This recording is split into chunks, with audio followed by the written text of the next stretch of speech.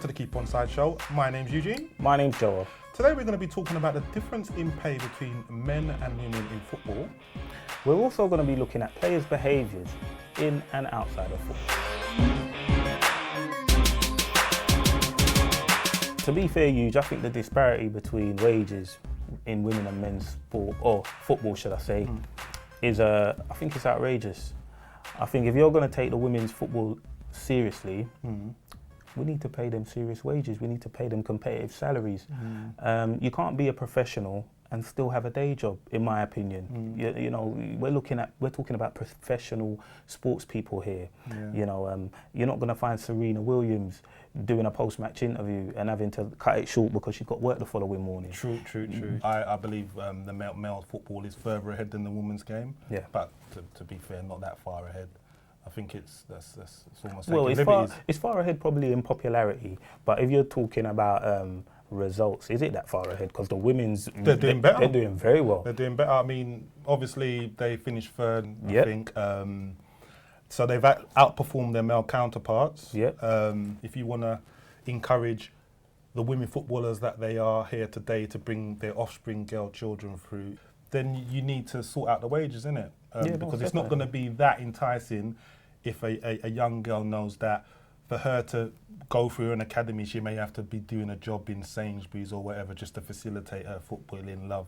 Well, I think that's the danger, Huge. I honestly think that's the danger. I think that we're going to get to a stage where we might lose out on potential talents, up-and-coming talents, because they've chosen another pathway, they've chosen another career, because money talks at the end of the day. The FA recently pledged to put 4.5 million into women's football. The problem is John Terry, on his own, currently earns 6.5 million a year. That's how far they've got to go.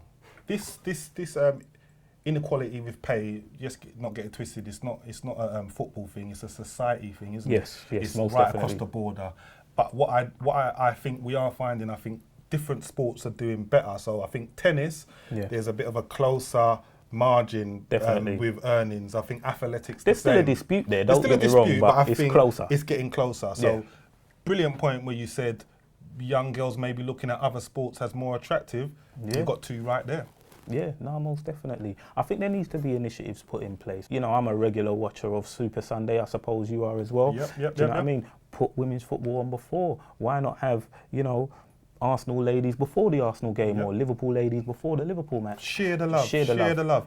Then you're gonna grow the women's sport a bit better. Most definitely. I mean, you've got big commercial giants like Adidas. You've got big commercial giants Nike. They regularly doing footballing advertisements with the big stars, the Mesut Ozils, the Wayne Rooneys, the Messis.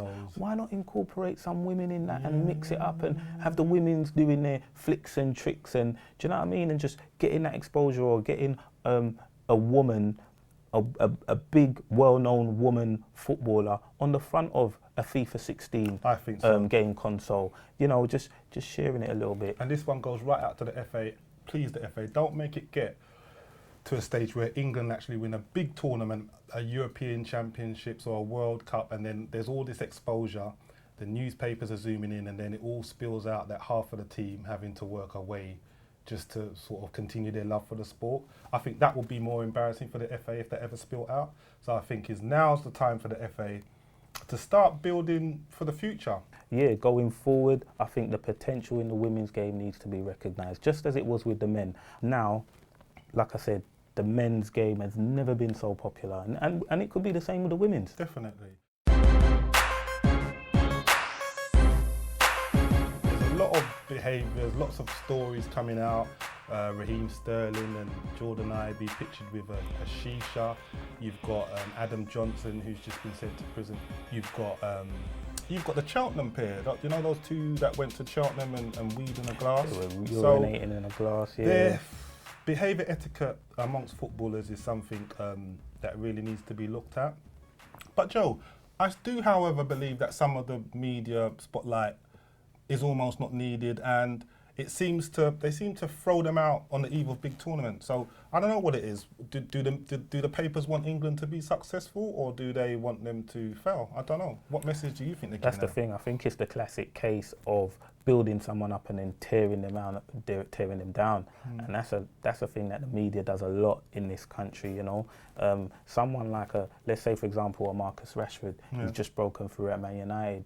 You know what I mean? You found stories in the press about people, not even him, but people associated with him. Yeah, his brothers, friends. Yeah, and there's just no need for it. There's no need whatsoever for it. You look at it, yeah, from a perspective, footballers tend to come from all different walks of life. Some footballers come from really unprivileged life.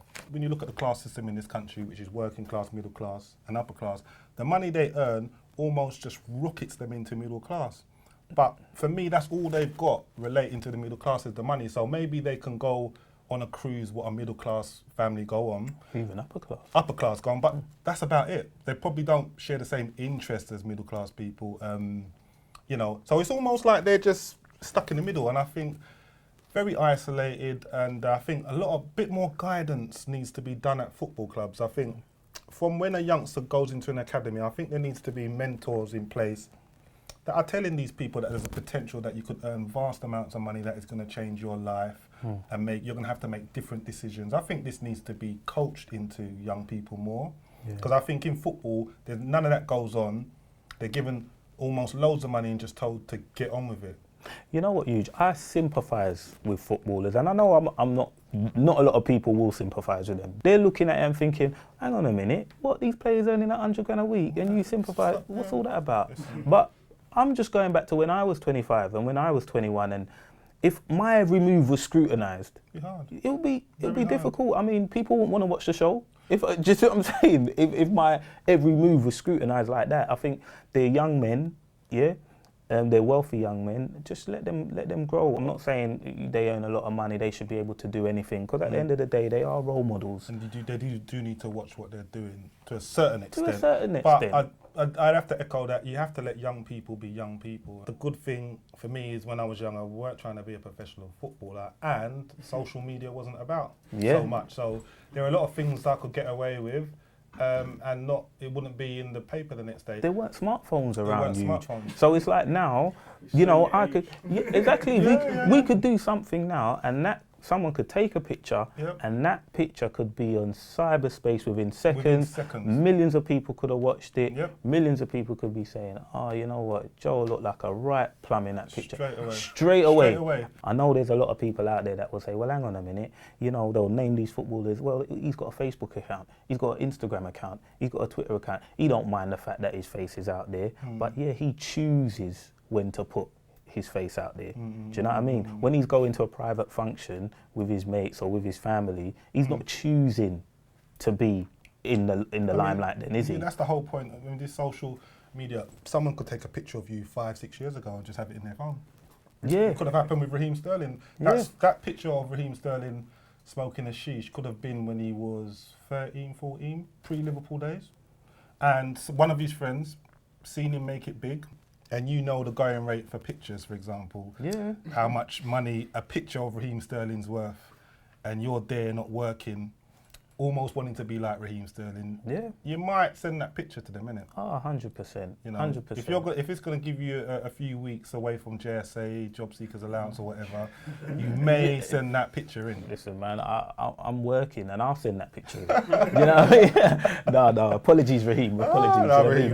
But that's the danger. That is the danger, man. That is.